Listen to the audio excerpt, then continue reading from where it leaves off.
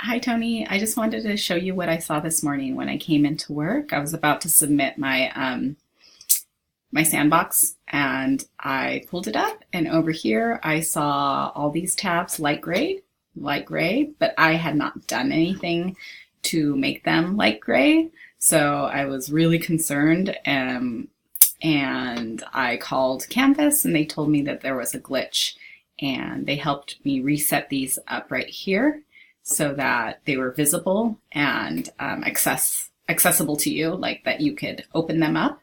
But they said that last night, and like for the last 24 hours, they've had this glitch where the tabs are automatically being disabled, and then they're turning light gray. And they added me to a list of people that it happened to. So I just wanted to let you know, and I recorded a video of them explaining that to me in case you need it, in case there's a mistake and you can't access my materials. Okay, thanks, Tony. I think it should be fine, but I just wanted to let you know that this glitch did happen in the last 24 hours, but it looks like I resolved it, but I just wanted to, let you know about this issue. Okay, bye.